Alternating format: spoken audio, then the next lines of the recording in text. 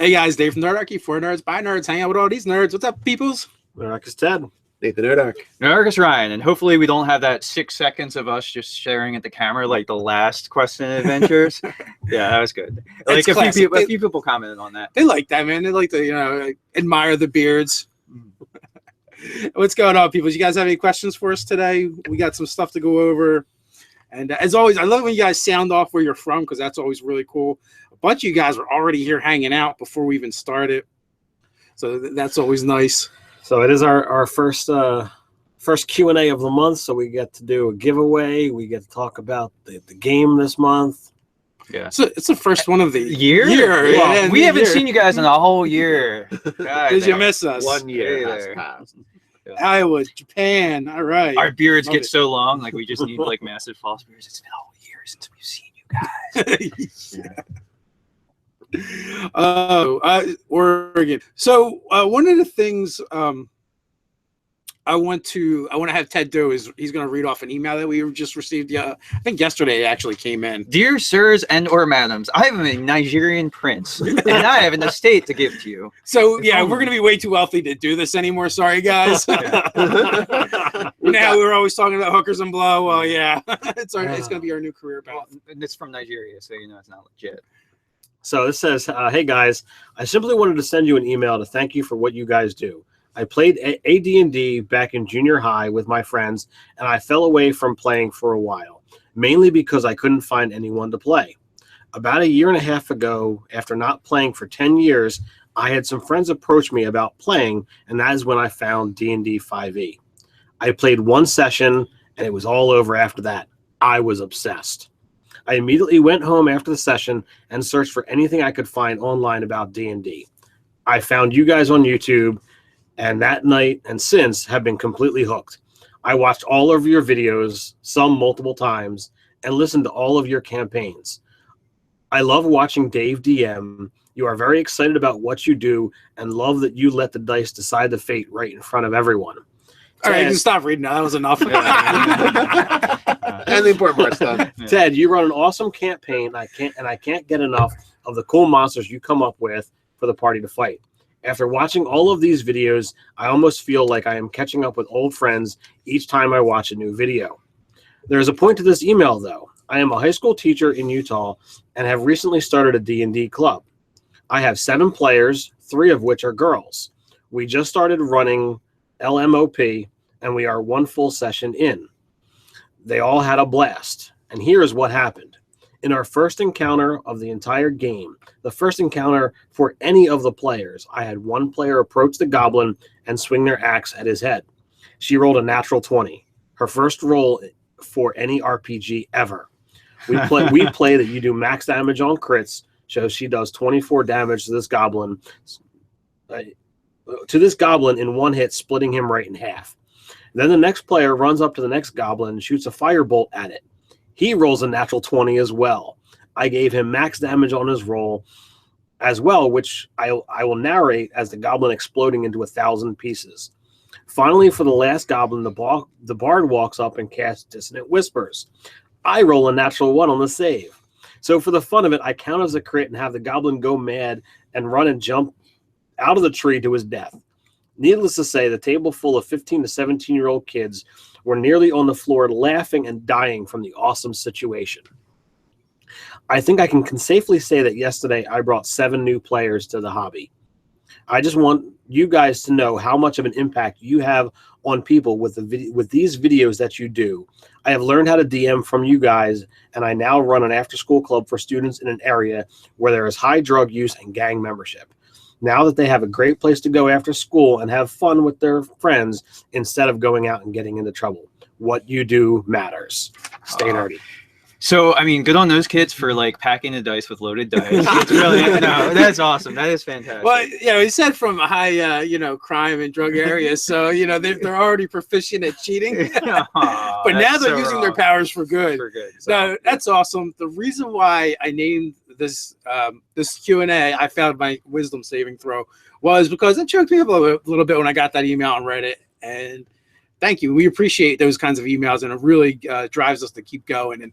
And knowing that, we influenced that one guy who then turned around and was able to influence 7 others. Yeah. Yeah. And more importantly, it's the next generation. We need young blood into this hobby to keep it going so it doesn't die off. Absolutely. The game will stagnate if you don't bring in new players. I mean, look at comic book industry. So. And despite what Scott Garibay may think, like that, a good movie is going to turn that around, but it has done dick for the comic book industry as far as the comic books. Mm-hmm. They're doing great, as a multimedia company. Comic book companies, not so much. It's not spiking their growth in comic sales. So yeah. Well, I mean, I think what makes RPGs such a good thing in the current marketplace, like. You think about MMOs that have their roots in essentially what RPGs are. Absolutely. So it's kind of like they're so similar. It's just like, oh, but I don't have to stay in this one area because the world really just ends here. Whereas like now, like you can do anything you imagine and want to. So yeah, RPGs are just better. Tabletop RPGs, they do come in every genre that you want to do, and it's limited only by your imagination. You want My Little Pony RPG? There's Pony Finder. It exists. I've seen a PDF book of it, and I can't unsee it, guys. I can't unsee it. Oh, he's lying. He played it. I can't unplay it. Yeah, that's true. They held me down and made me roll the dice over and over. And over again. So tons of people weighing in. They asked, what do we think about the new book coming out? Tales from the Yawning Portal. I'm super excited about it. We actually recorded a video yesterday on it. Looking forward to that. March 24th. Can't get here fast enough. Monday. That'll go up Monday. And god damn it, as soon as we recorded the video, then we realized that Mike Merles did a Q&A. So there would have been like certain things that we talked about in the video that would have been clarified. Yeah, it had already been answered. Yeah. So we speculate on whether there's going to be a new cover or an alternate cover. But now, guess what, guys? When we drop that video on Monday, you get to go, but Mike Merle said.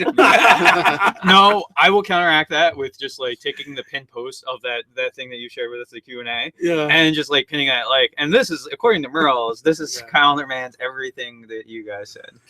One of the biggest takeaways from that Q&A, though, when I went through it, I have a horrible retention of remembering anything, but the one thing I do remember is Mike Merle says they actually planned out D&D for the next 10 years. So that's kind of cool. I don't know if it's 10 years from the start or 10 years from the Q&A. Obviously, everything's subject for change, and it doesn't matter because they didn't tell us what those plans are.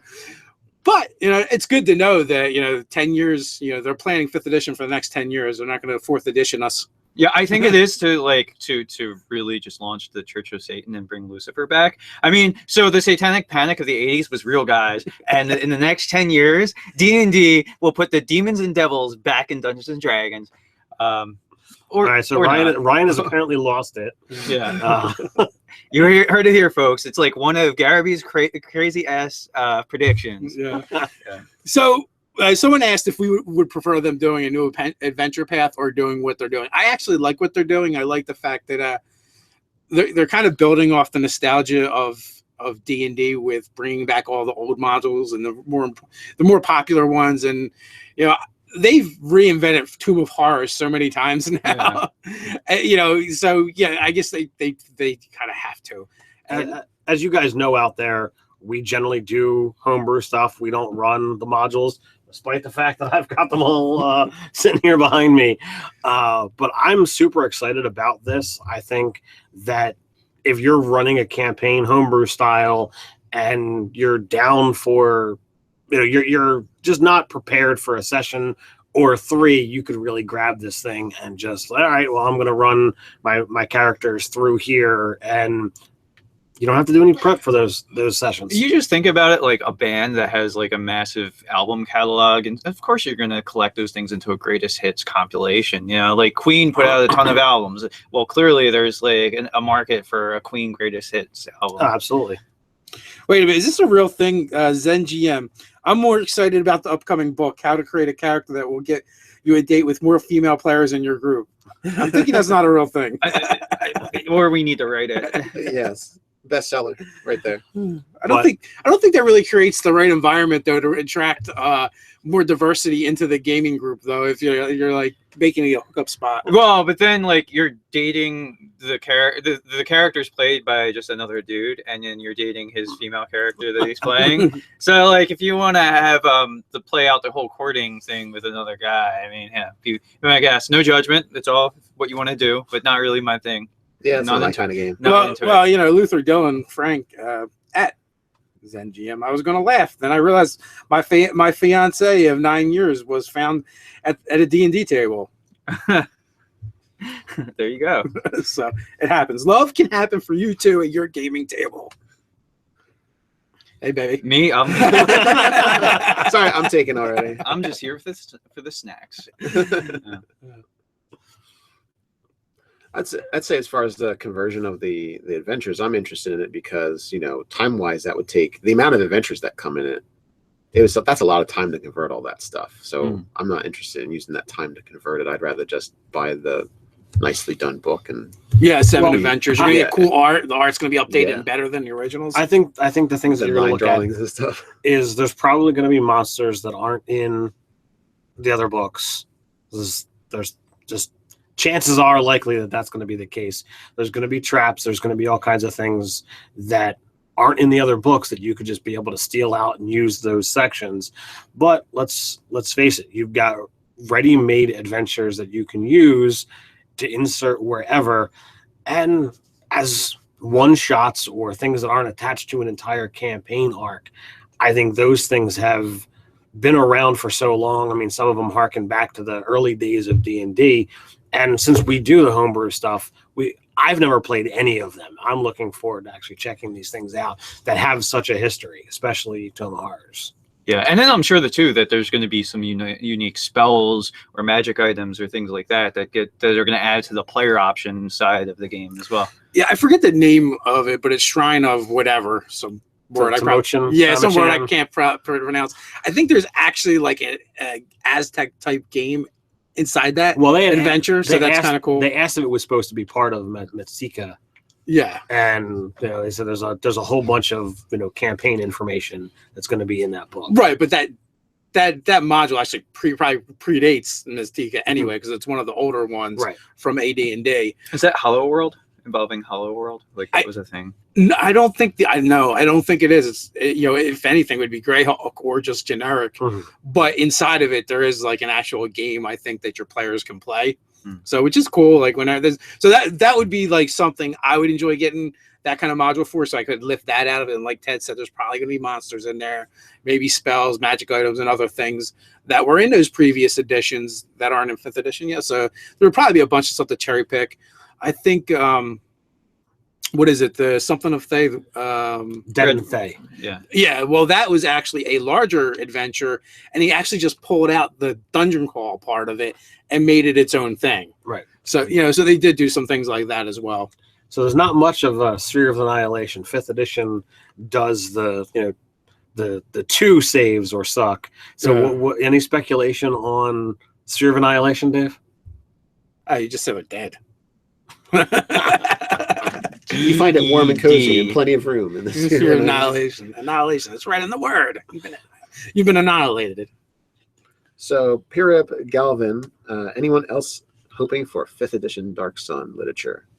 Yes. Yes, absolutely. When we did our speculation and kind of look back video for 5e, someone did say that they were answered by Mike Merles in a tweet, and they said they are working on Dark Sun. Nice. So yeah, a little surprised, but we'll see what happens, and we'll see what that really entails. Is it going to be just like an adventure and be like, here's some stuff about Dark Sun, and here's an adventure? Or they did release a 4th edition Dark Sun, and so the way they handled Templars is they made them warlocks that edition. I think it is perfectly fine for a Warlock Pact to be how they handle Templar. It makes a lot of sense.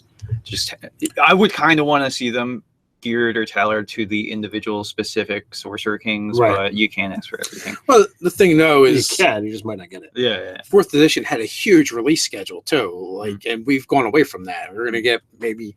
It looks like we're gonna get 3 books a year, 3 books a year, and that's probably about it. Yeah. I mean, maybe it's just kind of the thing that Scott was talking about is they really want to hammer on keep selling the core books. So bring new people into the hobby, keep selling the core books because those books already exist, and hopefully the binding got better. But It does. yeah. But that being said, right, when you're releasing an adventure arc that takes you through like 1 to 10 levels or 1 to 15 levels, how many of them can you really do in a year anyway? I mean, Depends how there's some people that meet like 2 times a week. Unheard of. of. So, but I would think like 3 products is probably going to take you through, even if with that kind of gaming, is going to take you through it. So it seems like hopefully they do like they did. We get the adventure books, 2 adventure books, and then 1 product like Volo's Guide, which was fantastic. They've been doing all these on Arthur Canna, so they're going to do something with them eventually. It's just a matter of time. Psionics equals D&D Jedi. Yes, it does. Is someone saying it doesn't? Does. No, it does. Okay. Equals. I thought there might have been an argument there. No. There's. What do you got, Nate? I see you scrolling through. There's a ton of stuff. There's a lot of conversation just going on. Something about elf raised by humans. I don't know where it's going or where it's coming from, but yeah. There's conversations going on that aren't asking questions, but they're having their own. They're doing their thing. Their own discussion. So they're having the video within the video, yes. or something like that. So while they're trying to figure out what questions you guys might have to ask, I want to point you all towards our thank you page for anyone that kind of does anything for us or sponsors a giveaway or any of that kind of stuff. We do have a thank you page on Nerdarchy. The link is down below. Anytime you guys are looking for something, please check there, and if at all possible, support any of those. Oh, someone just pointed out something that is definitely worth mentioning, and that is Acquisitions Inc. is on Amazon Prime. And guess what, guys? You can sign up for Amazon Prime for a free trial, and if you do it through Nerdarchy, it helps us out. Yeah. So basically follow any of we have Amazon Prime links on our homepage to the nerdarchy.com where you can actually follow it right there. It's on the sidebar. I made a really cool, I'm really proud of the graphic design I did of that. I made a little thing, I forget what I came up with, but there was really good copy, and it's like an Amazon Prime ad I made. Well, that's awesome. Now go redo it with the Acquisitions Inc. thing on there. Yeah, son of a bitch. Back to work. Yeah. We'll shackle you up. So we also want to announce the next game, right? The next fan game, right? It's January is going to be a tight month, just because there's so much going on. But there's no way to get it in before we go away for the cruise, so it's actually going to be at the end of the month. So the game time is going to be January 27th, which is a Friday, 8 p.m. Eastern Standard Time, and the concept of the game is called the Winter Hunt. So it's going to be in the Arctic and looking for hunters. So if you're selected for the game, that's the kind of style character you should make. What about a social hunter? If you want to make a social hunter, that's fine. But I don't know. The Winter Hunt. So if you find the winter, then you win. It's like Pathfinder. No. You find the path, you win at Pathfinder. No. Son of a beat. So the players are Kyle S., Pat, Graham M., Christopher McKenney, and Joshua Rang. Then I've got as the alternates Raven D, SDM, Alan Bingham, Joseph Barney, and Jeremy. Don't have a last name on him. So I'll get the email sent out today. I'll give you the specs of the game, all the details about how things are going, and please absolutely reply whether you can make it or not, just so that we know. Yeah, this way we can move on and find a replacement and make sure we get all the slots filled for the game. Indeed. That's best. So there's a couple things. We are actually using the new mic and new camera, just not for the live Q&A. We haven't figured that part out. We're working on it. This week, we actually did start shooting videos with the new setup. So if they're a little wonky when we for the next couple of weeks, it's because we're figuring everything out. But we'll see what happens. But so far, we're loving we're loving how it looks. The quality is so much crisper, so much clearer. We can zoom right in on our gorgeous beards. Moles, you can show moles and warts. Like, I mean, you don't know this, but between the Nerdarchus, we have like 50 warts all over us. We're like a hag coven. Little known fact. And you'll get to see it all in clear, crisp, not quite 4K beauty and detail. So I think you should have labeled this one. Not you failed a wisdom save, but Ryan goes insane. They want to see Ted's sniper rifle. Actually, if we shoot things properly, you'll actually never see that. It's not a sniper rifle. It's a boom stand. Boom stand. Yeah. And William Coletti wanted to know, Comic Book University, do we think Dark Sun will mean psionics? Yes. Yeah, it's got to be. They're synonymous. You can't have Dark Sun without psionics. It's all about like everything's effed up, and you have mutant animals and people roaming around. And plants are trying to kill you with their minds. Yeah. Mind plants. I'm curious to see how they treat magic. Well, I yeah. mean, it's got to be like if you step away from the defile. Oh, dude, I wonder how they're going to handle defiling more specifically. Might it be feats or specific class features for defiler wizards? That's a way it could go. I could see it as they give you a boost, like if it's a pumpable spell that you just get to pump it up a level. Like a fireball, you can just make it a 4th level spell for free or something. I think that would be pretty. Yeah, it is tough because traditionally the way defiling worked was you had to work to not do it. Like doing it was easy, and it just instantly boosted your spells. Yeah. I mean, in AD&D, they had the separate spell progression or level XP, progression. Yeah, it was XP easier to level progression. as a defiler. Yeah. Yeah, it was like as easy as a rogue almost. Yeah, I could I could definitely see them just like, you can sack out the like kiss it as a higher level spell. Maybe even like some meta magic-ish things like a sorcerer would have for defiling. No, it's a wizard tradition. They'll just make it a wizard tradition. Right. That's probably the easiest. Yeah, but I think like, like getting a free, like increasing the level or like rather than arcane recovery, you can do things like destroy plants to gain spell slots or something. Well, no, arcane recovery is every wizard, but they're just going to do a wizard tradition, and all of the archetype abilities will just be about pumping your magic. Yeah. Well, at a cost. Yeah. Hey, I could also see like, because there's something kind of attrition-esque about the Dark Sun world, like maybe only the Defiler gets arcane recovery because everybody else is preserving, whereas like the Defiler wizard's getting energy back because they're doing what the wizard in every other campaign setting does. I don't see them changing the core classes unless they decide they're going to say you can't play the core classes and we're going to make new ones. And I don't think that meshes with the mindset that they have. Yeah, I agree thematically that sounds appropriate, but I agree with Ted that that's not what they'll do. They'll come up with a different solution. We'll see how it goes. Yeah. Well, they're definitely not allowed to be mainstream. Maybe they're not even really working on Dark Sun. They just say it to keep people hanging on. It's coming, I know. Like World said. Or maybe they're saying that so that people speculate and talk about things, and they just pick out all those ideas. Morning, babe. Good morning to you too. Good morning. It's afternoon for us here. Oh, we have a little snowstorm going on. We had to brave the blizzard. It's not really that much. It's like just a couple inches. Yeah. It's the first blizzard of the year. Second. Oh, because that was like a sprinkling. Yeah, it was a dusting. But we made it.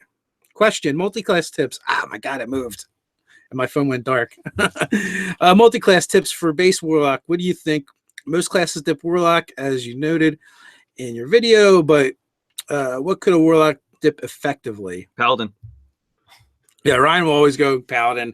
I actually think the Warlock dip is overrated personally. Hey, what is it? Like 2 levels of Paladin get you the charisma saving throw bonus? I don't actually know. Whatever it is, I think it's relatively low. I mean, it could be as high as 6 levels, but even that being said, like dipping 6 levels to get like a plus, you're going to max out your charisma as a Warlock, so a +5 to all your saving throws. That's pretty sweet buy as far as that goes. Sorcerer. Yeah, I thematically I actually want to play a Phalok Oath of the Ancients Paladin. I don't know that it'll be a great combination, but thematically I really like it. I have one. I've gotten one session in. Woohoo! Yeah. What else? Like a Warlock is always going to be basically Rogue and fighter are the most multi-classable builds. Like they just have most things that are you're gonna find the most useful. The extra feats, like if you go up to like 8th level or whatever, like the fighter gets like 3 feats in that mix. So yeah, I think I played a warlock fighter, and I went Pack of the Tome, I went Eldritch Knight, and I took Magic Initiate at first level. It was human. So like I built everything towards having like this broad base of magic I could tap into. I wasn't particularly powerful with any of it, but it was there. So there's that. Well, the other thing too is like the Warlock and the Paladin part of that is kind of nice, is be able to have that hex going. So when you do hit with those smites, it's an extra die. The Warlock Sorcerer, which we actually talked a little bit about in a video this past week, is an amazing combination because you can build your Eldritch Blast to kind of ridiculous proportions. Well, I think actually even just as cool is being able to get Witch Bolt as a sorcerer, because I don't know if that's on their spell list or not.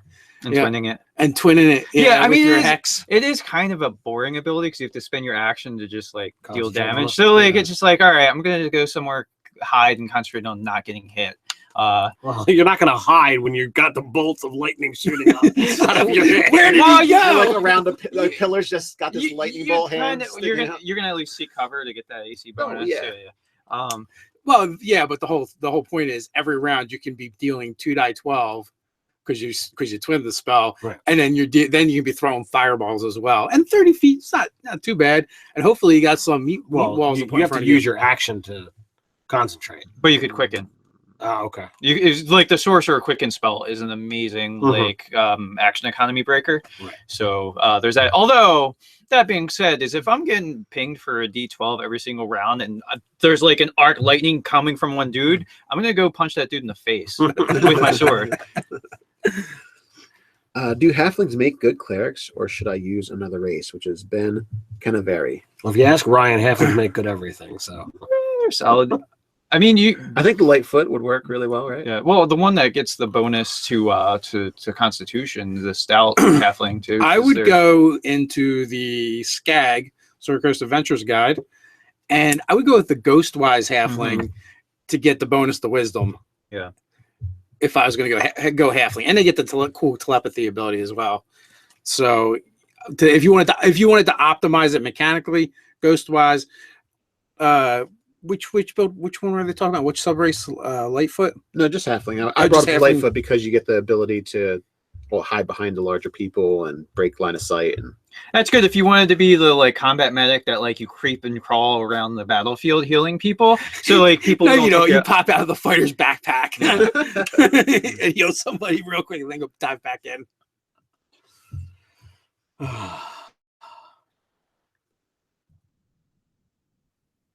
Exhaustion sucks. Exhaustion does suck. They must be talking about the Berserker Barbarian. Yeah. Thematically, it's cool, but it's so lame because 1, you get exhaustion, and 2, you got to use your bonus action to get that extra attack. Yeah. Which is like if you take other feats that you're likely to take as that build, also using your bonus action, like your cleave attack off of Great Weapon Master, using your bonus action. Or if you fight with 2 weapons, there's so many ways to suck. Yeah. As a Berserker. Yeah, it's rough. They got a rough to go of it. I mean, Mindless Rage is kind of cool to just snap out of things, go Hulkamania on things, and you get it at 3rd level, so you're going to get your Barbarian damage and your Strength damage to it. So, it uses your bonus action at 3rd level, but you're getting an extra attack at 3rd level, so that's pretty cool. So if you once a day, don't use it twice a day. Don't use it twice a day. Yeah, you can't. It gets brutal after that. Recover over time from that. You just need to play a like if they make rework Warforged a little bit, if they just make them so they're immune to exhaustion, perfect Berserker. Yeah, I don't think anything having immunity to exhaustion would be a good thing for the game. Yeah, you have your standpoint, I have mine. But like, yeah, this junk pile Warforged would be pretty awesome. Warforged Barbarian was definitely a good mix in 3rd. So yeah. So I got a couple here. How would you build a mana potion that gives spell slots back? And another one, what is our favorite fictional characters? I mean, a mana potion isn't terrible. It's a pretty interesting idea. But you could just have like like a lesser, greater sort of thing, like first, second, third. I would probably wouldn't do anything greater than that. Yeah, I would 100% agree with that. Yeah. Favorite fictional characters. That's tough. That's a tough one. There's so many There's a good lot of ones. fiction to shift in my head. Right now, I would say anything in the Jim Butcher universe. I love Tavi. I love Dresden. They're good ones. You know, I don't know why I haven't read any of his books in a while, but Vlad popped into my head from Stephen. Is it Brust? Yeah, Stephen Brust.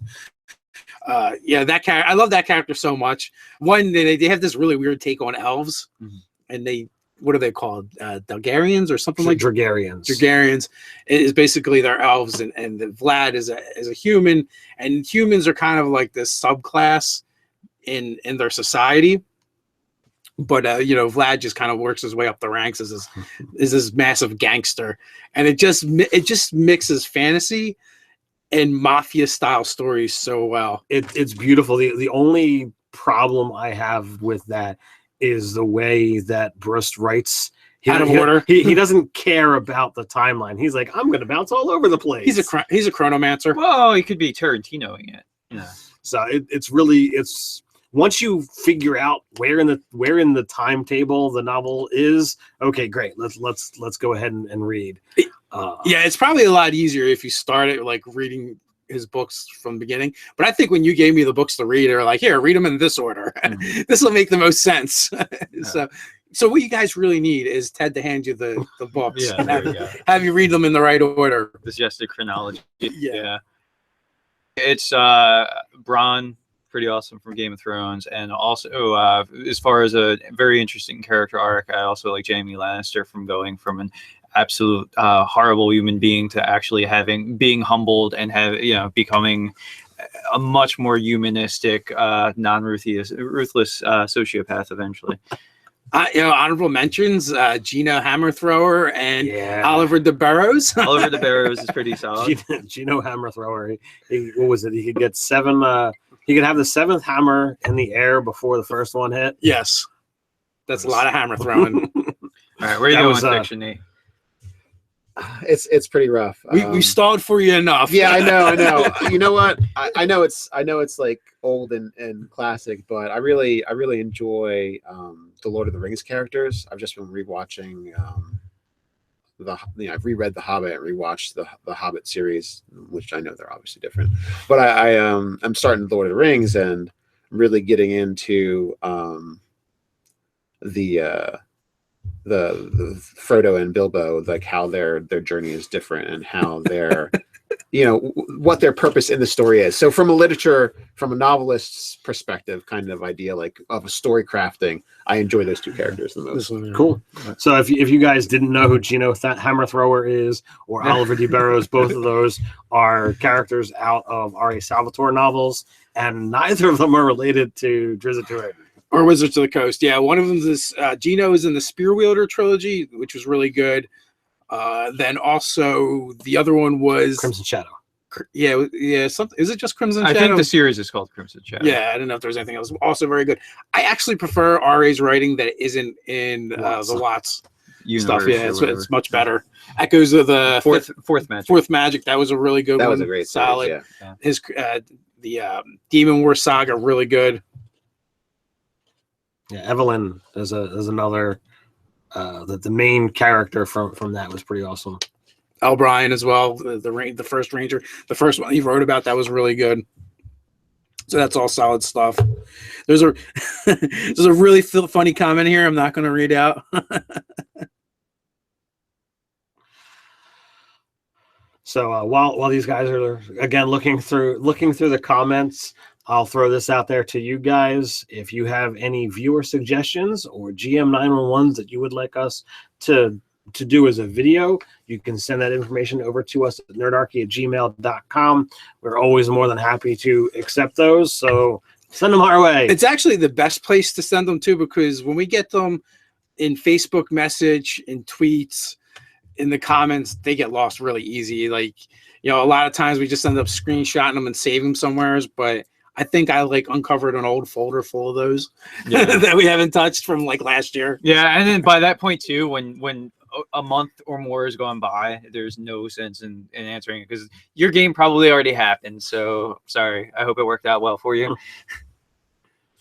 Our buddy Alexander Maxwell, what new sorcerer origins do you want to see? Oh my God, there's so many. Like, I don't know if I could actually pick because really, one of the things that I feel like Pathfinder did a good job with, and that was all the different sorcerer bloodlines. I want them to basically do that. Like to take the core Pathfinder book, all those sorcerer origins, like especially the aberration one, super fun. I played a creepy gnome with that in Pathfinder Society. Yeah, so there's definitely a ton of room for there, and all of them would basically be cool. I agree. So do we want to do a giveaway? You guys want us to give stuff away? Let's see if we get some yeses. If they actually want us to give Yeah, stuff if we away. get at least like 1 or 2 yeses, then we'll do it. If we get at least 1 million yeses, we'll absolutely give something cool away. Somebody just spams it with yes. Yes. Yeah. What new spell would you want to see in the game? Is one of the questions.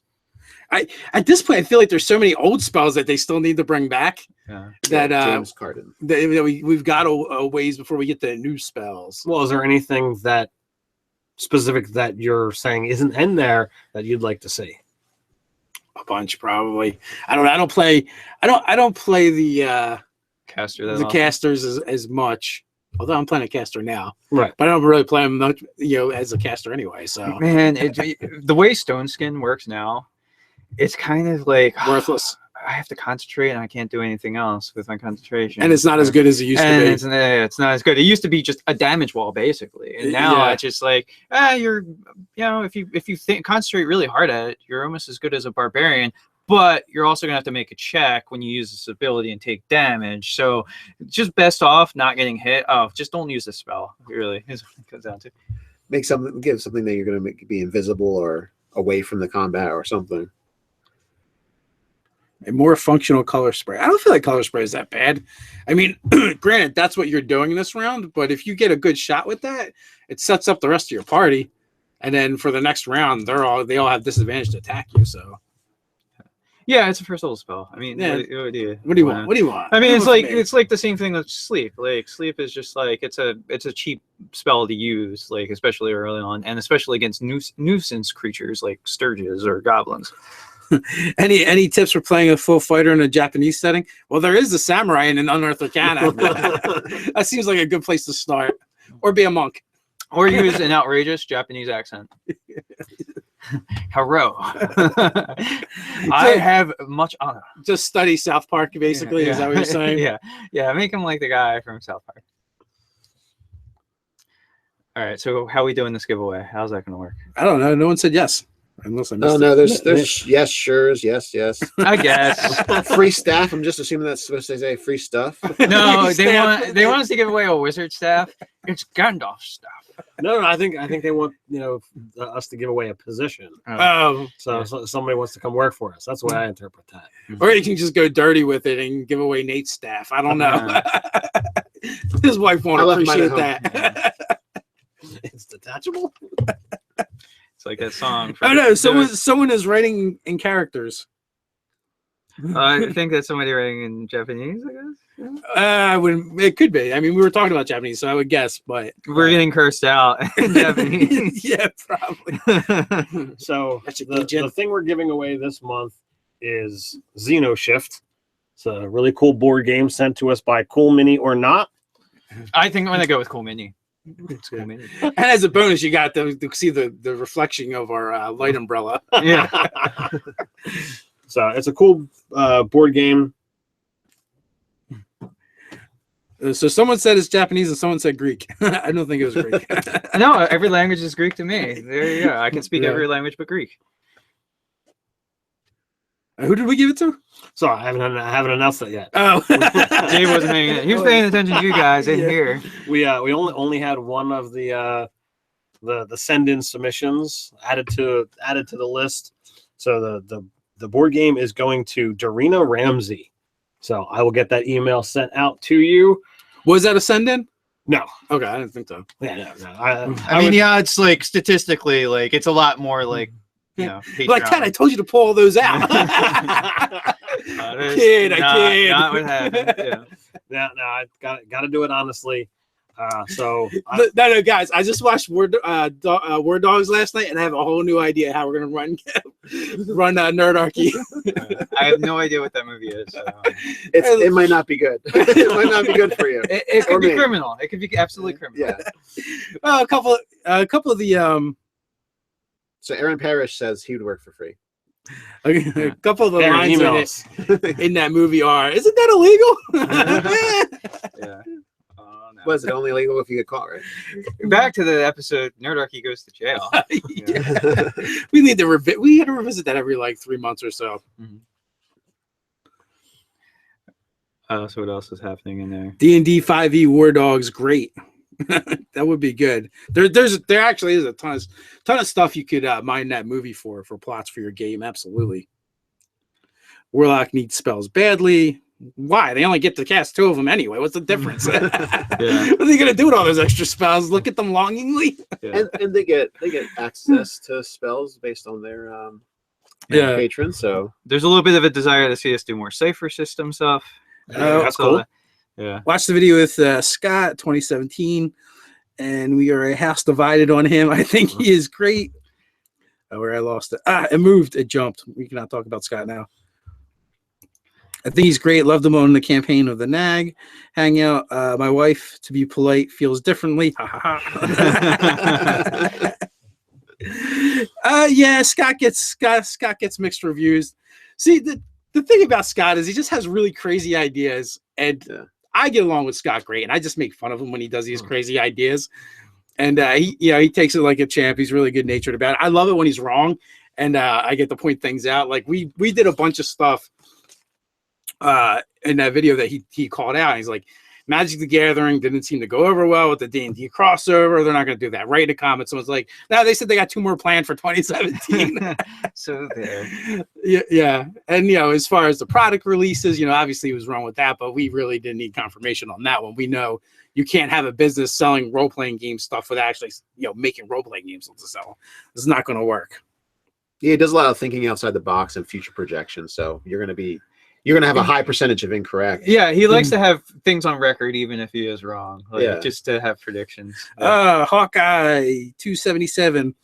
Can you guys do more videos on the cipher system? We kind of did one that'll probably go live on Monday. So, sneak preview Monday, we're going to do, me and Ted did 2 videos. One of them was on Tales of the Yarning Portal. So we're going to talk about that a little bit. And, again, like we mentioned, you guys are going to point out all the things we missed because we didn't see that Sage of Ice Q&A. But also we did a thing on No Thank You Evil, which again, is the genesis for that is Numenera, but kind of I don't want to say dumbed down.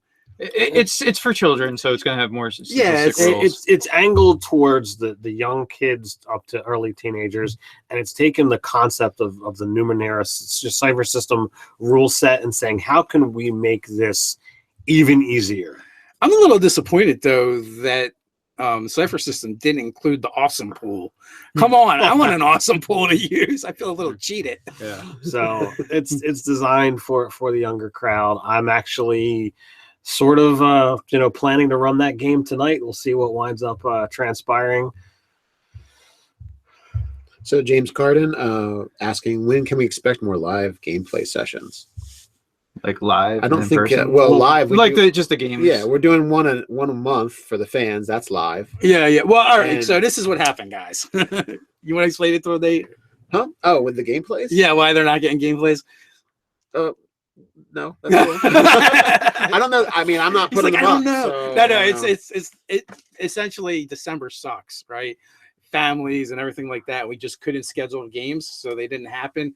So we actually had 2 games that we had to cancel this month because of last month because of scheduling conflicts. And then coming into this month, it's like, all right, we're supposed to have 3 games a month, which we usually break down into 6 videos that go up, and it's difficult getting it all in. So hopefully in the near future. Well, right, we have your game scheduled to happen soon. So next Friday, we're playing my game. And then that Saturday, we're playing Ted's game. And then 2 weeks from then or 3 weeks from then, we're playing Scott's game. So, January, we're going to get them all in, but there's probably going to be a delay for when they go up. So what's going to happen is it's going to be like no gameplays for us for a while other than the monthly game, and then all of a sudden you're going to get bombarded. It's going to by February we should get back on track. It's just the holiday stuff, and then with having the cruise that kind of derailed things a bit. Because we're doing this stuff part time, and then other people that are also like sometimes like Anthony and Nicole with like their Kickstarter happened and all that kind of stuff going on. Yeah. Oh, is that Laser Rider? Yeah, Laser Rider. So someone asked, I'm a little embarrassed to say this, but someone asked, what software do we use for editing? I do the editing, and I don't actually use video editing software.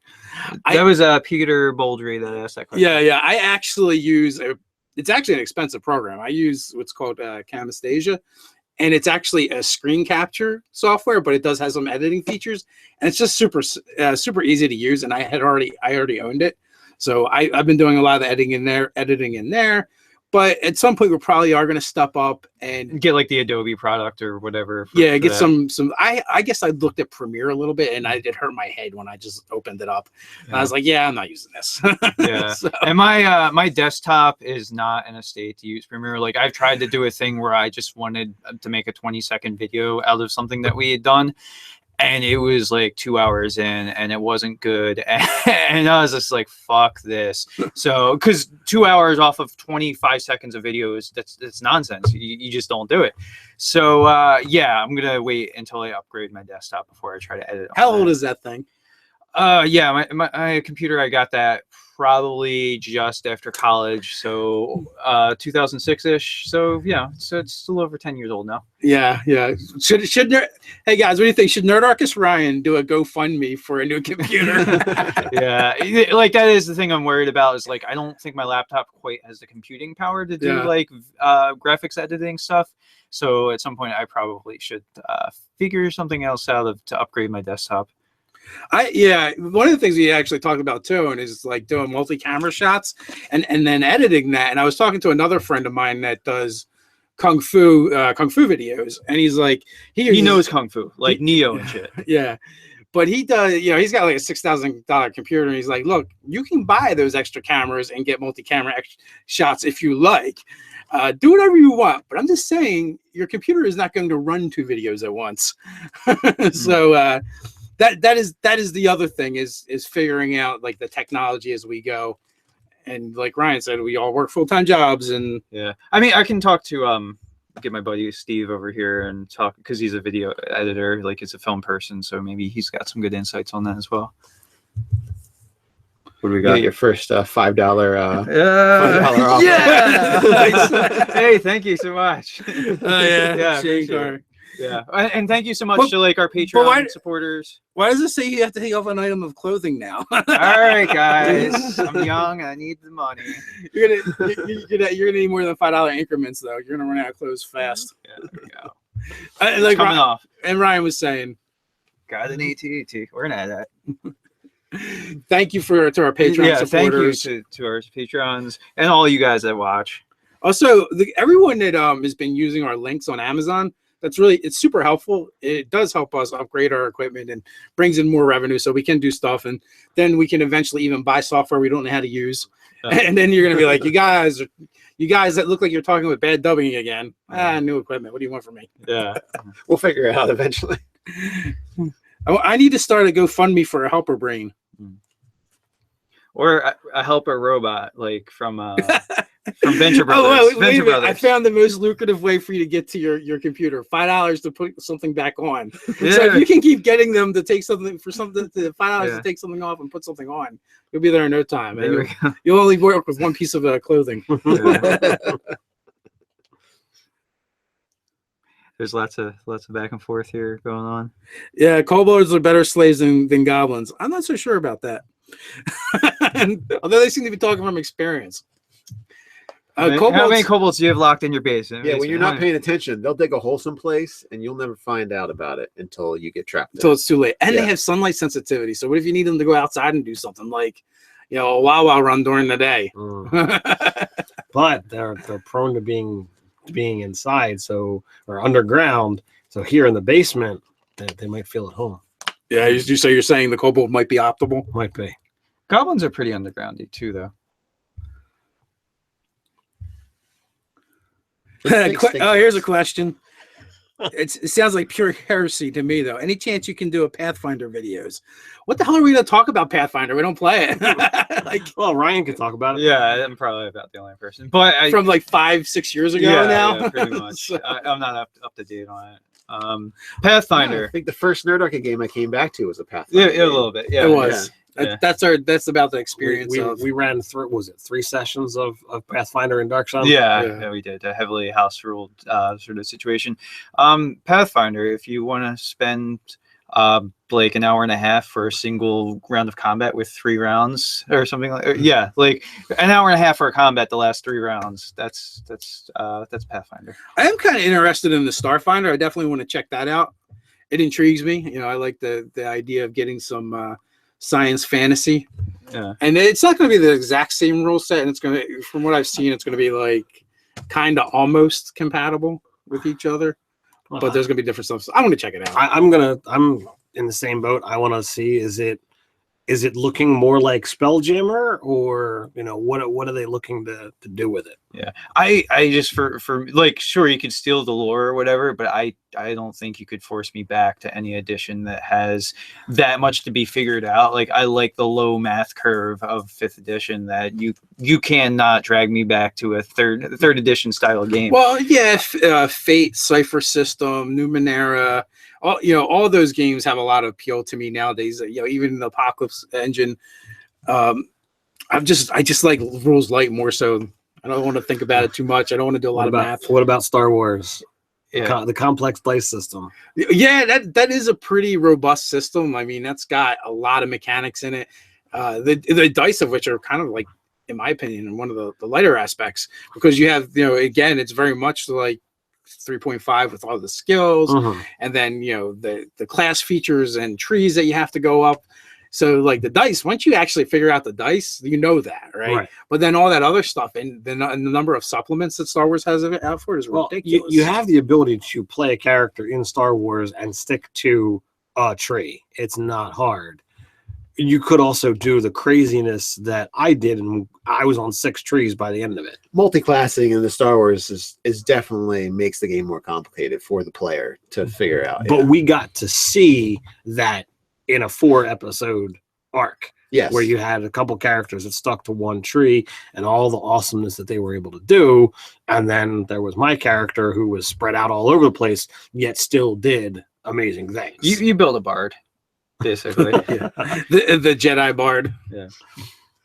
So we got request for Do Dresden Files RPG for the 30th time. I guess he said it a lot in the chat. The Dresden Files RPG is actually in the Fate system. Yeah, which I find really easy. A lot of it is like communal, like city building. Like you're building the play world that you're going to make. So I've been eyeing up the books on Amazon for the last couple of weeks, and I'm like waiting to make that push, because I know if I actually have the physical books over the PDFs, I know I'll do more with it. And I've got the PDFs, but I want the print books now. So I'm just so horrible at reading anymore. I have the Dresden Files book. I've actually read a good chunk of it, and I just stopped. I don't know why. I just did. I just haven't finished it. It's a cool system. So I think that's at some point in time that's going to happen at our table. It's just a matter of when. We also have Savage Rifts to check out. We haven't delved into that yet. So there's all these things, just not enough time. Yeah, time is a consideration. That's why we love Scott so much. He shows up and runs games for us, and we don't have to learn anything. Yeah, he's pre-game. Yeah, he's like an almanac of rules. Like he loves reading through core books. Like it's one of his like all-time pastimes. Yeah, I was talking with him. That's one of his favorite things to do. Is just learn a new RPG. I don't know how he does it either, because the guy is super busy. He's got 4 kids. Or is it 5? It's 4. He's got 4 kids, and he works 10, 12 hours a day every day. On Monday through Friday. So I don't know how he does it, to be honest with you. Well, we had gotten a copy of Triniton RPG, And the last time he was here, he borrowed that, and he's been, kind of commenting to me on Facebook, like, "Oh, I'm really diving into this. I love it. It's really great." So he must find the time somehow. I know. Well, the other thing too is I also want to go back to Open Legend. I want to play in that world a little bit, especially after Brian fleshes it out a bit more. Mhm. I think by the time the Kickstarter books are actually put out, I think it's going to be a really solid system. He's really good about taking feedback and taking different ideas, incorporating into the game. I think that was one of the more interesting RPGs that we've played of late. I don't see much with exploding dice, so I thought that was kind of a cool system. Yeah, I don't think it's new, and there's also exploding dice have been around for a while. There's also imploding dice as well in some systems. But yeah, either way, I would like to mess with it. I like the fact that it's flexible. You can play any kind of game with it. Got a request for Ted to show off his minis at some point. We did a video. Well, we did a video talking about minis. We didn't show them off. We could do a whole bunch of still shots. Well, of your favorites. I mean, really, that could be the type of thing where we could just post it. Wait a minute. If you guys are ready to get nauseous, I can show you a stack of minis that are on the other side of the camera. We'll see how this goes. Spin. Whoa.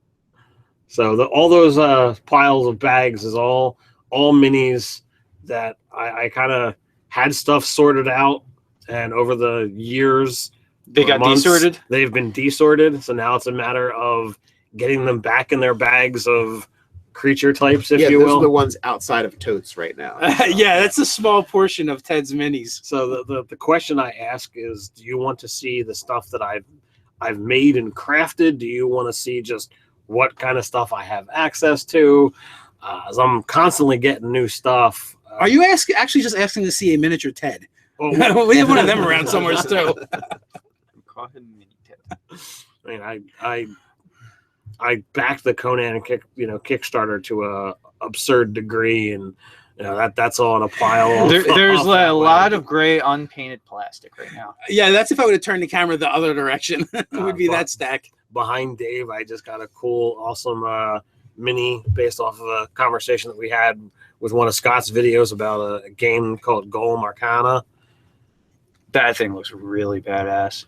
Yeah, he's pretty sick. We're gonna have to start just Instagramming parts of Ted's mini collection. So you're gonna say parts of Ted. This I ordered on a company called from a company called Miniature Market. Got it for half the price of what it was listed on Amazon. I was super thrilled. I'm like, yeah, I'm not ready to spend $70 on a single mini, but $45, $35. Sign me up. Well, that's sweet. That'll hit the table at some point in time. That is the Bloodlord. That's the blood demon we're gonna have to actually fight eventually. He's gonna get a little paint job, and it's gonna be. Are you gonna paint it? I wouldn't paint it. No, I can't. Bring yourself. I mean, although little flecks of red would look nice. I would. Runes. If it wasn't $35, I would buy another one to mess around with painting it. Because the base color is really nice.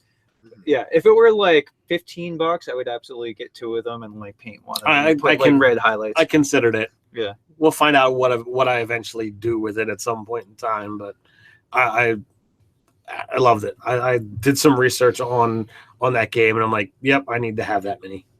Hey Ted, you got any of the new Monster Menagerie 2 set? I don't even. Is that WizKids? Is that Wizards? Who puts that one? Who put that? Monster Menagerie, isn't that the thing Nerdarchy does for his Patreon? That might be the WizKids D&D release, and I haven't gone down that road yet. Just as based on the conversations we've had, I'm just not happy with the price point and the overall quality.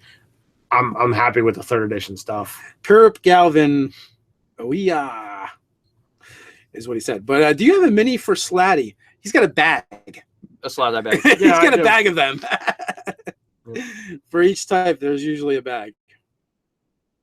I literally poured hundreds and hundreds and hundreds of dollars into the 3rd edition line, and it was out for so many years. It's like, new thing has come out. Let's buy a case. Oh, here's one for Nate. Nate might want to fill this one, and I'll see if he says what he says. I'm an ear question. What would you say is the deadliest creature that is CR1 or less? I've actually killed one of the fans with these. CR1s or less? Yeah. Come on, man. Don't foul me. What monster are you going to go with? I used the Nothic before, but that's a 2, isn't it? Yeah, that's not a CR1. CR1. Don't fail you. You found me completely. What? Flying snakes. I knew what that was coming. Oh, well, they're like CR, like 8th or something ridiculous. CR1 or Okay, less. so, all right, yes, flying snakes, absolutely. They hit freaking hard. Sorry, I was thinking of a CR1 monster, but flying snakes are ridiculous. Yeah, in one of my first fan games, one of the characters fell into a pit that was full of them, and as he's flying, basically all the other characters just see this eruption of scales and feathers that engulf him, and by the time he hit the bottom of the pit, he was dead. So I told him the damage. It wasn't like a huge amount of damage, but he was already kind of injured. And I think they were like 5th level characters. And I told him the damage. He's like, "Yeah, I'm dead." I'm like, "You're down?" He's like, "No, I'm dead." Oh man. So enough snakes. How many flying snakes was it? Half a dozen, maybe. A dozen. I don't know. Yeah, if you're not immune 1 million. or gain resistance to poisons, 3d4 plus, bite damage for all of them is pretty nasty. I think the bite damage is like 1 or something. Like, it's really negligible. pathetic. Yeah, it's Well, really 10 flying snakes bite you. You got 10 damage plus 30 d4s. Yeah. That's 30 d4 is a lot. It's like poison magic missiles. They fly at you. AJCF asks, what are you guys' favorite monsters to fight or to DM? Favorite monsters to fight. So many good ones. I don't know why, but as a player, I have this perverse Oh no. Where are we going? this perverse enjoyment of killing displacer beasts, because I always think that you're going to be able to dissect them and make cool stuff out of them, and yet despite the numerous times that I've done so, I've never actually been able to, here's the ingredients to make a displacer cloak. You see it, you're like, all right, you're already like this, this will be the nice hat and this will be the nice boot section and the whip out of the tentacle. Like there's all these things. Like the eyes that glow. Like in some editions, the eyes continue to glow after death.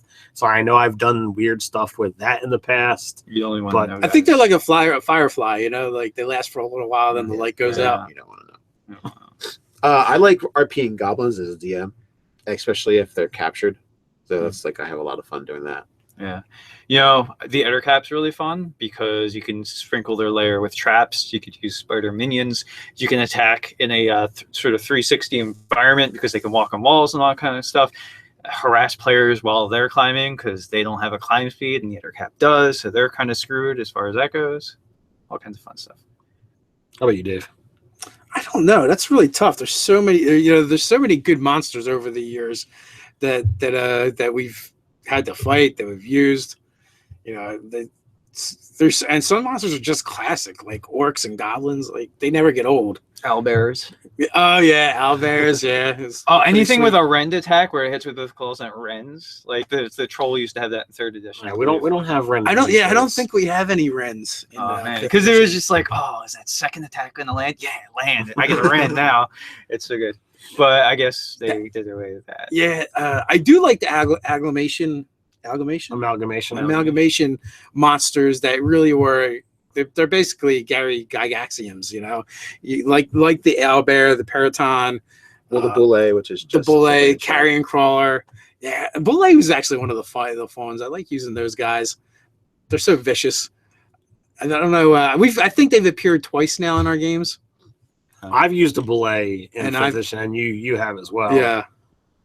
Umberhawk, like there's so many classics. Hobgoblins, because there's them being strategic as crap. Like you get to really like deep dive in tactics against the party. Yeah, kobolds too. Like I like those monsters are supposed to be weak and not really that challenging, and then use them to really mess with the party. Make the party fear them. Yeah, if you can take kobolds and make the party terrified. Long time ago, I did it was a fan game, I think, and I had the kobolds build traps that went above their heads because typically most adventurers are human size or taller. So yeah, the halfling in the party didn't have to worry about the trap, but it did a massive amount of damage as the blades came out. because the kobold himself tripped the trap running away from the party. He did it on purpose, and the blade just came out and did a crazy amount of damage to everyone behind him.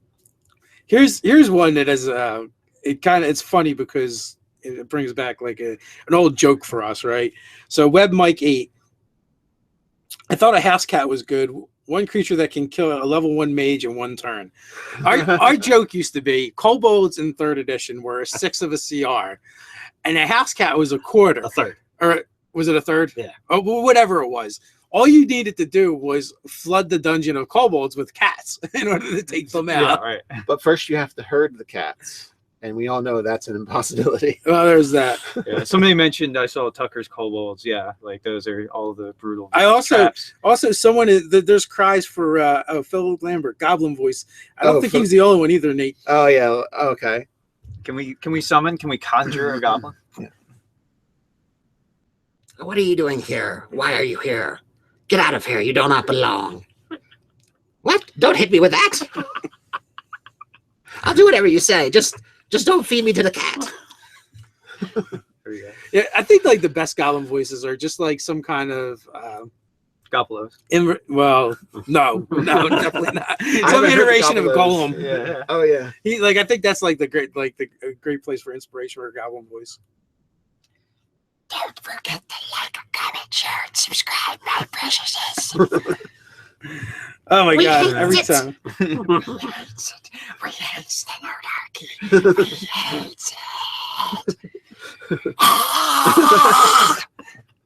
Now we have to sanitize the mic. Yeah, Give it a a little little wash. spit escapes when I do that. The hiss, the golem hiss.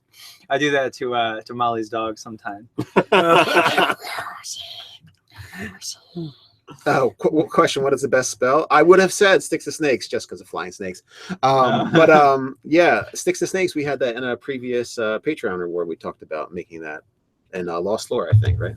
Yeah. Yes, Did we actually do it, or you did it, right? Yeah. It was in one of them. it might have happened. It was in one of them. I don't remember the month. Is my confusion, which the month is. Yeah. Maybe December. What is the Necrogoblicon? Robert Weber. Necrogoblicon? Yeah, It's like Robert Weber. Necronomicon. For If you like goblins, check out the Necrogoblicon. It's probably a whole book on goblins. So Ryan, you get a Or 9 out of 10. Oh, on the golem impression? Yeah. Oh, thank you. Thank you. What's your favorite trap to recall? I guess they're going off of you talking about your trap now. Right. I don't know, Dave's. That's pretty cool. The flying snake pit trap. Yeah, I thought that was a good one. It was kind of old school in his deadliness, and it took two really like simple things by themselves that are not so bad, but the combination kind of sucks. Best spell. I think my new favorite spell combination is polymorph with power word kill. If you wanna just start murdering your players left and right, that's the place to go. You're a mouse. You're dead. Or you could go polymorph with arrow of slang, with the solar. There's some definitely nice combinations. I fucking love suggestion. Like the idea of making someone do something mundane. Go deliver this message to like this kingdom that's far away. So they've started walking for like 8 hours. Well, so they're gonna go for 8 hours. But like you can drop the concentration because you need to concentrate on other spells at any given time. Let's say 4 or 5 hours in, and they're just like, motherfucker. Like after they've been walking for so long, they have to walk all Why the way am I back. still holding this jelly donut? Yeah. Like so, It's- like the idea of being a fly on the wall when the character snaps out suggestion and realizes what's happened, like that to me is hysterical. It could be a wizard that uses it for his amusement. He casts the spells and scries on them. Yeah. Well, but really, who maximizes that is the sorcerer, because you can either do twin spell and make 2 people go together on that. Like you can tell them to go to that town, like skipping, holding hands, or whatever. I mean, really, it's supposed to be a reasonable suggestion, so maybe not. But anyway, like you make them both go on the walk so they can have that joy together. Or you can do extend spell and concentrate for 16 hours on the spell and make them go like, That could be a headache. yeah. Yeah, you're gonna need a coffee after that. Now I want to use that on a couple of ogres and name a town and make them go on a romantic date. A getaway. Get away. I don't think it's unreasonable. Low level spells. I like Flaming Sphere because it's like Pyromancer bowling. You know, when you got the minis on the table, it's super useful. Theater of Mind is not as cool because you can't see the actual trajectory of damage as it's flying around. I kind of actually, to be honest, I kind of hate Theater of the Mind because it's like it's basically the DM's permission. You're playing DM's permission every single time. Whereas like if there's minis on the table, you literally like, well, I can do that because my spell hits this area. Otherwise, it's like the DM's like, no, I only want you to hit 3 people, so you hit 3 people, and that's it. We've had all kinds of weird, wonky stuff happen with Theater of the Mind. Yeah, like the character that's going to want to take the most protective position in the party, your spellcaster. Somehow the ogre is up in their face and hitting them beyond the fighter or whatever. Right. Like so, yeah, it's fine. My favorite spell for no reason. I've liked it even all the way back through the editions is Melf's Acid Arrow. Not to be confused with Milf's Acid Arrow. I don't know why I find that one so enjoyable, but that's funny. Someone is writing in another language, but they actually included their name so we could say it. Yeah. If you want to know our favorite class, just go back to the last 2 Q&As we did, and I think we mentioned it in both of them. That comes up every time. And it's in videos all over the place. We've talked about it. I think we've done a video talking about it back in the day. Have you guys ever dressed up or used props when role playing? And that is from Orna Tactical. We've had props. I think I actually wore a Jedi outfit to the first Star Wars game. Are you talking in or out of the game? Well, Ted and I did LARPing for a while, so you got to use props for that. I don't think I've ever dressed up. Nope. Props have probably made their way to the table at some point or another. Absolutely. Sorry, have you done any work on cosplaying for the cruise? I have not. Disappointing. Not even working out, getting all ripped and buffed. The working out has been on pause as well. How often do you guys play female character? Is it more enjoyable to have one female character, but because DM's so... Wait. How often have you guys played a female character? Let's just do that one. We'll start there. AJCF, yeah. So it doesn't usually happen at our tables. I think in the 20-plus years that we've gaming, there's only been less than half a dozen times that somebody has gender-swapped characters. Yeah, it's not often at all. I've done it once, and it wasn't by choice. Was it a girdle of? Well, that's coming up. That's in an upcoming video, so they'll have to watch for that story. You have to watch Tales of the Yarning, or the Tales of the Yawning Portals. So I know, video. Like right now, Nicole is playing a guy goblin. I know in at least 2 campaigns, Mark has done a female character. In the campaign that I was in over in PA, Heather's game, Chris played a female character. Yeah, I have a couple of character concepts in mind that do happen to be female, but I don't know. It's a question of like not shoehorning that character into someone else's campaign, but having the campaign that suits that character for like play style and everything like that. So it's kind of when it comes up, that comes up. It's a challenge, and I think the only reason to play a gender swap is if really you have a really good idea for a theme, or you kind of want to do the opposite gender and get that role playing, and it opens up weird doors, since most of the time it's guys playing with guys. And do you want to role play hitting on somebody or someone hitting on you? Because it's possibly going to happen. I wouldn't say most of the time. It just depends on the gaming group. No, it's guaranteed to happen. Let's not through the I didn't say most of the time. I just said it's possible. Okay, real quick. Vangelis Jr. Okay, they're the ones that it's written. I don't know the language, but no, actually we said it looks like Japanese or Chinese because somewhere's around where you had posted, someone actually did have the Asian characters. Right? Yeah. So we were. I wasn't actually talking about your name. It was close to there. You're stuck. I know. Quick, get them out. So we've been going for about 75 minutes. Has it been that long? It flies. It really does. I know. These guys will keep asking questions too. Send them to nerdarchy@gmail.com. There we go. Let's see. Wait, what was this one? Was there a good one to wrap up on? No, it wasn't a question so much. As a funny comment. Yeah, and I read half of it, and then the comments jumped. If you hold your finger down on it, probably won't like jump up. So you sure? like when you find something, Yeah, maybe. yeah, But whatever, it's gone. It's gone forever now. to the universe. Yeah, Robert Weber. He tried to drop a link. Just so you guys know, most of the time when you drop links in comments, it gets into the spam folder. So sometimes I find them and pull them back out, because very rarely do we actually get real spam. So we're pretty lucky that way. Yeah. But a lot of times it will get lost. Or Mike Gould's comments are actually notorious for getting spammed because they're so long. Yeah. Hey, I think Google's like, I'm not even reading this. Spam. Yeah. Let's just say it's spam. Yeah, but yeah, so really, really long comments and anything with a link in it. We just have to go back and like, oh, that's not spam. Yeah, we have to approve them. Yeah. So the other thing too is like, if you're dropping cool links here in this like chat or whatever, this chat goes away and it says if it didn't exist. Like all the cool interactions, unfortunately, aren't archived. Like there isn't a way for that to happen yet. So if you had any cool resources or whatever you wanted to share, once this video goes back up and renders like an hour or two after this video is done posting, you can put those links there. Perfect. And now I know what we can have Kyle S do when he comes to intern. He can write down all the comments. Yeah. Every single By one. hand. By hand. No. We'll get him a big chalkboard or Is it something. something that you can highlight, you know? Oh, copy and paste? Yeah.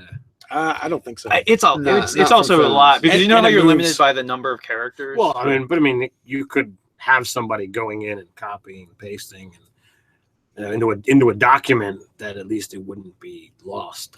You can also just record the chat area and just let it roll. But we're doing a live stream right now, so I don't think that would be very conducive. Yeah. We have to hold my Like, phone all right, up. yeah, right on the edge, right into like the corner here. Now we're getting silly, so you know what that means. I think it's time to wrap it up. And I want to thank everyone that's hung out with us throughout this whole thing. And Those that happen to come by for the rewatch, thank you also for hanging out after the fact. oh, cool. We're up to 81 people watching now, so yeah. that's kind of cool. That's great. You know, it's thank you guys again. We want to thank all of our viewers. We want to thank the patrons. We want to thank you guys that are using our Amazon links. And As always, all the links are always down below. Oh yeah, we didn't even mention that part. Like down below, either the links to everything we did last week. Yeah. Some of you guys might remember when we would just read it off to you. It was boring as shit. Eventually said we're bored. They must be bored. So with that, until next time, guys. Stay nerdy.